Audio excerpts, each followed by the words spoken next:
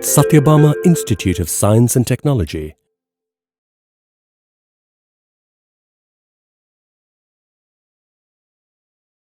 Hello all, this is Dr. Priya Kumari, Assistant Professor, Satyabama College of Physiotherapy. Today I am going to talk about cranial nerve examination, and this is in continuation with my previous video of neurological examination. I will be covering the introduction of cranial nerves, what is the significance of cranial nerve examination, what are the indications when we need to do cranial nerve examination, and procedure of doing the cranial nerve examination. So what are cranial nerves? These nerves have afferent and efferent innervations which are principally supplied to the structures of the head and neck, and cranial nerves are composed of neural processes associated with distinct brainstem nuclei and cortical structures. Unlike spinal nerves, these cranial nerves, the cranial nerves nuclei are functionally organized into distinct nuclei within the brainstem. Typically, more posterior and lateral nuclei tend to be sensory, and the more anterior tend to be the motor.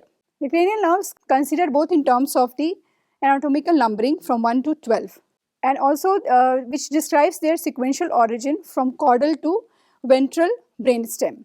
They can be also classified based on their function as sensory, motor, or mixed, or both. Each cranial nerve is paired and they are 12 in numbers.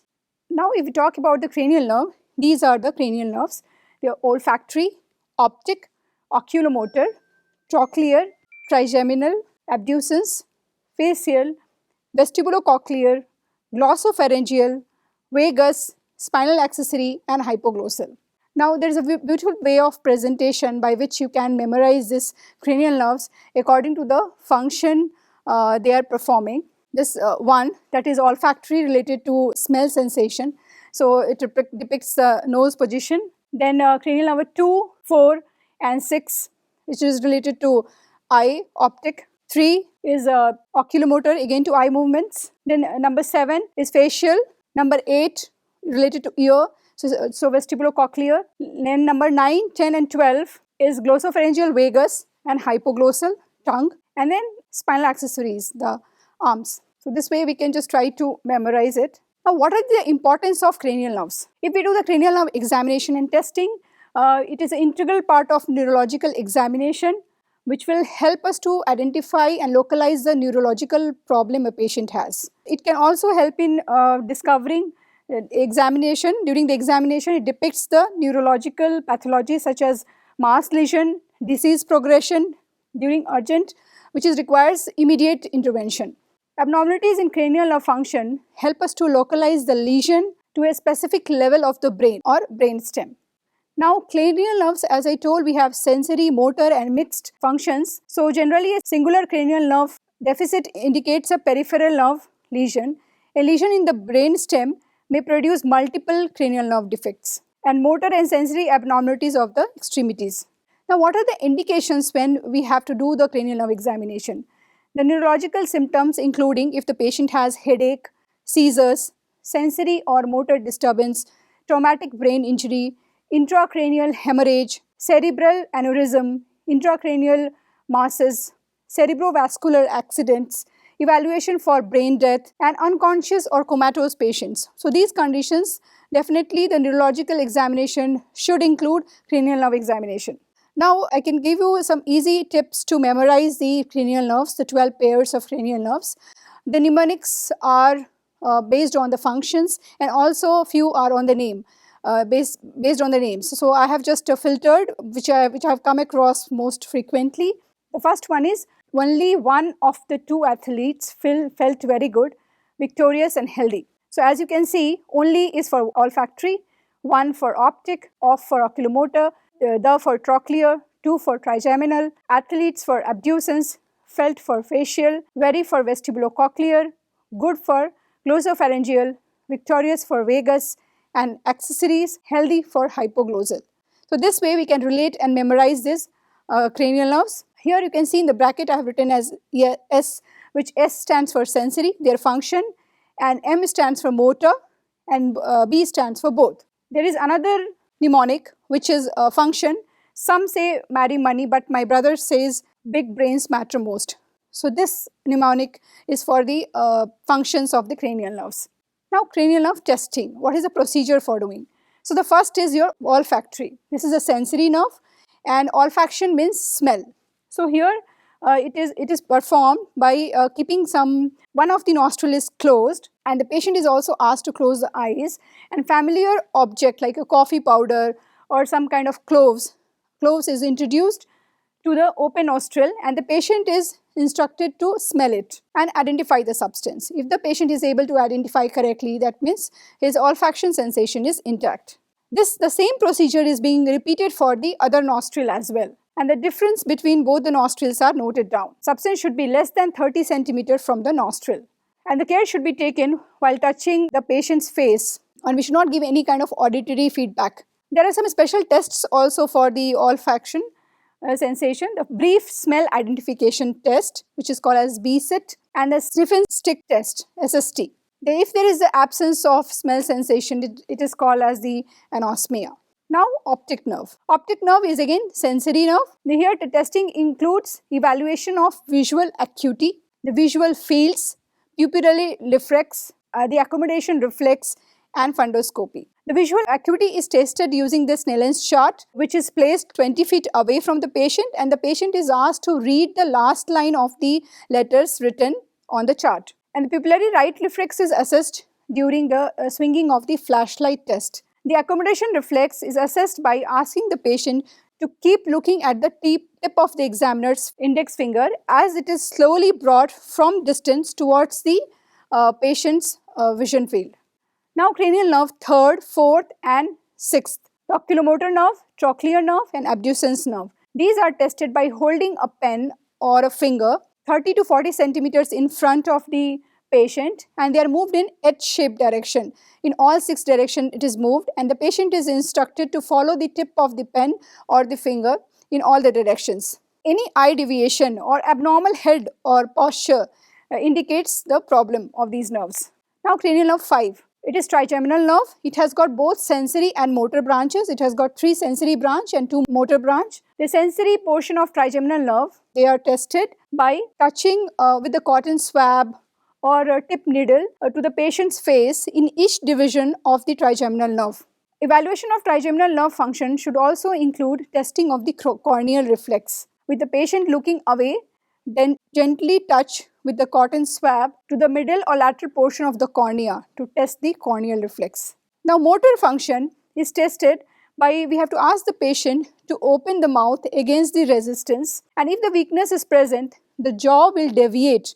The jaw will move to the side of the weakened pterygoid muscle. With the patient's teeth clenched, palpate the masseter muscle and note any asymmetry to check the motor aspect of trigeminal nerve. The masseter reflex or jaw jerk is tested by tapping the examiner's thumb kept over the patient's chin. The patient is asked to keep the mouth slightly open, and with a knee hammer, the patient's mouth partially opened, it is just given tap. This causes reflex contraction of the masseter, leading to the closure of the mouth. Now next one is the cranial nerve 7, which is a facial nerve. Facial nerve function is tested by assessing the asymmetrical facial movements. The patient is asked to do all the facial expressions the blinking, talking, smiling, grinning, puffing. All these movements, the patients are asked to give the various facial expressions. If there is any symmetry, asymmetrical movements are indication of the facial nerve involvement. We can instruct the patient to smile and puff out the cheeks, raise the eyebrows and show their teeth. Try to open patient's eyes while they hold them shut. Note any asymmetry in response. Upper motor neuron lesion in case of the facial nerve are classified as damage to the corticobulbar tract from the motor cortex to the facial nerve nucleus. Lower motor neuron lesion occur from within the facial nucleus along the path of the facial nerve. If we apply a small amount to touch the sensory aspect, we will apply a small amount of salt or sugar and lateral surface or side of the anterior tongue. Then we can ask the patient to identify what is they are sensing. Now cranial nerve 8. Cranial nerve 8 is the vestibulocochlear nerve, and it is 2 tests are done to test this, Rini test and Weber's test. Then the Rini test is performed by placing a vibrating 512 Hz tuning fork on the mastoid process and once the sound is no longer heard, move the fork to just outside the ear. In a normal Rini test, air conduction is greater than bone conduction. In negative Rini test, the bone conduction will be greater than air conduction in the affected ear. Weber's test is performed by placing a vibrating 512 Hz tuning fork on the center of the forehead. Sound is louder in the ear experiencing conductive hearing loss, or opposite the ear with sensory neural hearing loss. Sensory neural hearing loss can be further divided into sensory or neural based on brain stem auditory evoked response. Patient should be referred to further testing. Rini test, bone conduction is greater than air conduction in the affected ear. Now cranial nerve 9th and 10th. Now in this is the glossopharyngeal nerve and the vagus nerve. This is performed simultaneously. We can ask the patient to open their mouth and say ha, determine whether the palate elevates symmetrically and the uvula remains in the midline. If the weakness is present, the uvula will lift away from the parotic side of the palate. To assess the pharyngeal gag reflex, lightly touch one side of the posterior phalanx with a tongue blade and watch for gagging. We can repeat to the opposite side. When the vagus nerve is damaged, the palate will elevate and deviate towards the affected side with stimulation of either side of the posterior pharynx. Now cranial nerve 11. Evaluation of the spinal accessory nerve.